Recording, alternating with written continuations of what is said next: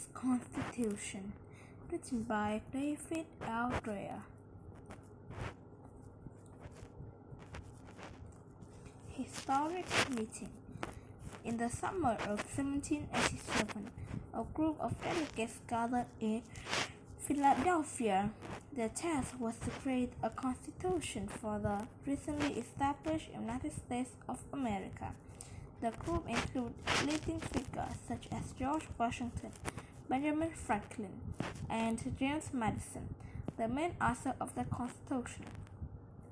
Two other important figures, Thomas Jefferson and John Adams, were absent, serving as ambassadors in Europe. When the delegates completed their work, they had written a document that would endure for centuries. Today, the U.S. Constitution is one of the oldest written communications still in the use in the world, and when the supreme law of the land. The Constitution creates a republic with separated and balanced, powerful aimed at protecting both majority rule and minority rights. After the Constitutional Convention ended, Benjamin Franklin was asked what sort of government the delegate had created.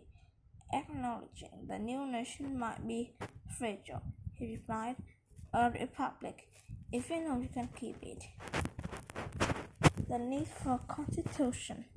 After the 13 original states won their independence from Great Britain in 1783, it became clear that a new form of government was needed. Since 1781, the states had been organized under a constitution called the Article of Confederation, but it was just not working. The article had given most power to the state. The Continental Congress, the nation's first legislature, and had very little authority. It could not afford the state to provide tax money for the government or provide troops for the nation's defense. In fact, the Congress could hardly do anything that the individual states opposed. By 1786, the weakness of the government made clear that a stronger central government was required. It was his pressing that led to the convening one of the Constitutional Convention in 1787. With George Washington presiding, the delegates debated through the whole summer. They decided to create a government consisting of three branches: legislative, Congress; executive, the presidency; and judicial, the federal courts. By early 1789, 11 states and it became law. By the end of May 1790, the two remaining states, North Carolina and Rhode Island, also approved the Constitution. In February 1789, George Washington became the first person elected president during the Constitution. A new era had begun. What's in the Constitution? The Constitution begins with a preamble explaining the reason for the document. Those reasons are a form to a more perfect union, establish justice, ensure domesticity, provide for the common defense, promote the general welfare, and secure the blessing of liberty to ourselves and our prosperity. The Constitution is organized into 7 articles or sections. The first 3 articles explain the organization and operation of the 3 branches of the government. Article 1 deals with the Congress, which is divided into 2 chambers, the House of Representatives and Senate. Members of the House of Representatives are to be elected every 2 years. Members of the Senate are to serve 6-year terms. This article gives Congress the power to collect taxes and provide for the defense of the nation, including the right to declare war.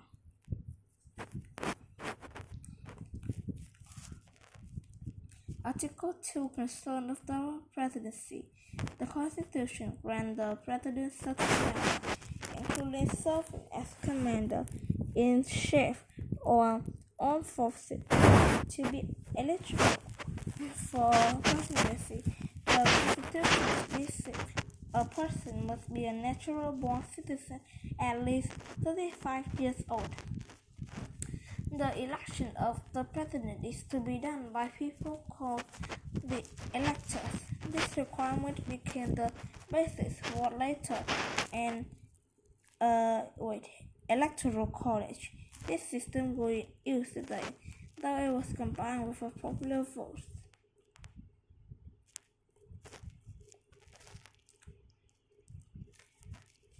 The electoral college system of electing the president was great because of the fact that most citizens would know a little about contenders for the presidency.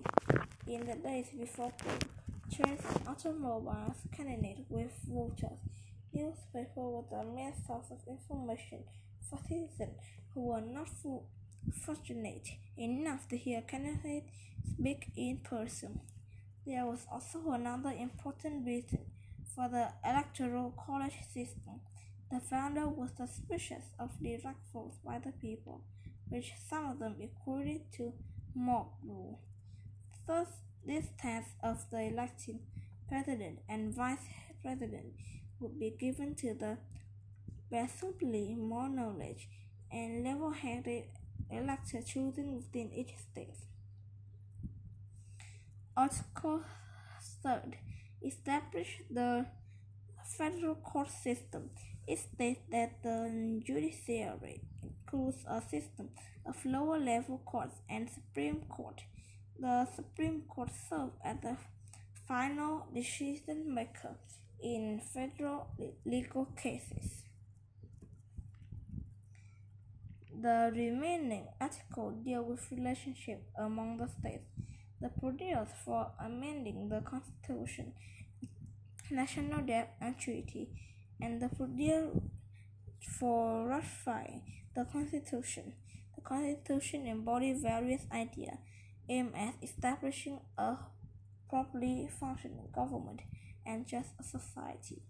The frame of the government should operate under a system of checks and balance.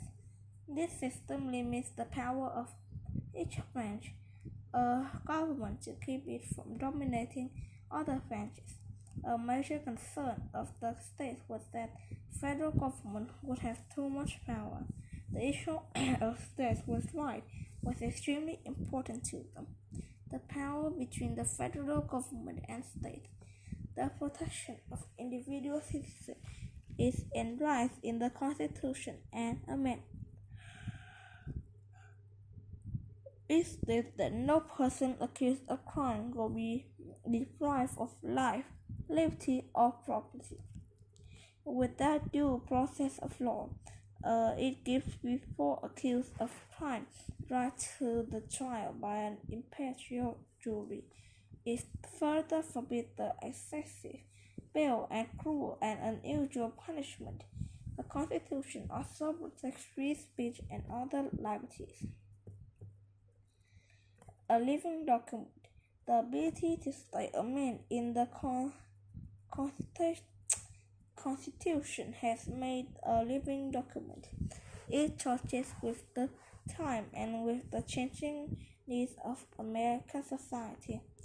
The condition was amended before it was even drafted at other states. Some states were concerned that the rights of citizens were not adequately protected. The initial 7 articles of the document to address their shortcomings.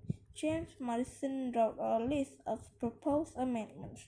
12 of first Congress in the late 1789 and sent to the states.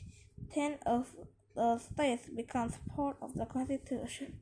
Those 10 amendments are called the Bill of Rights.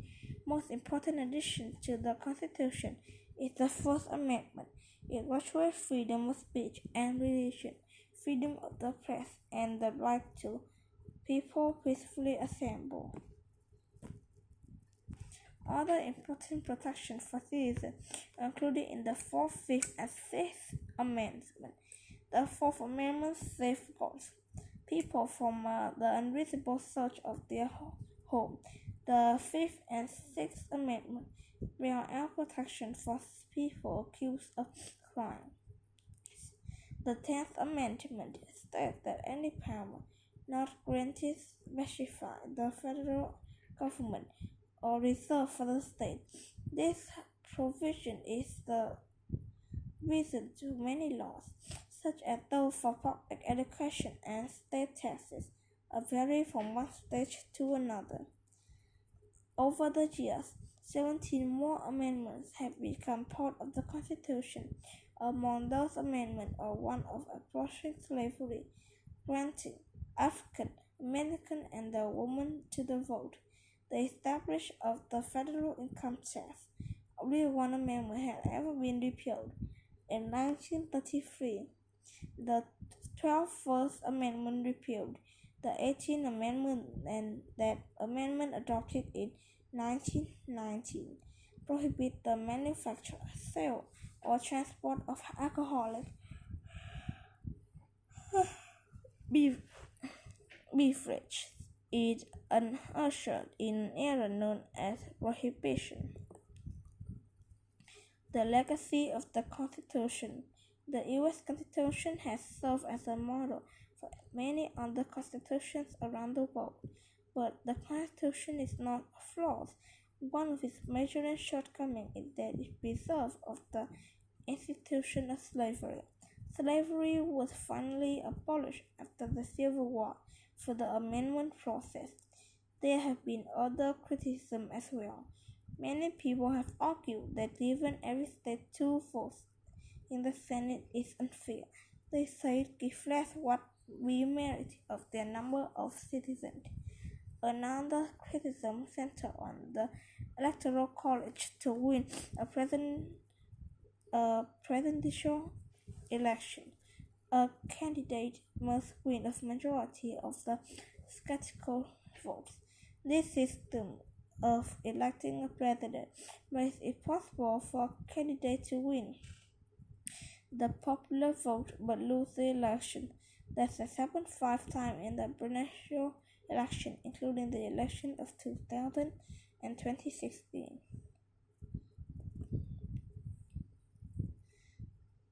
Wait, what is this?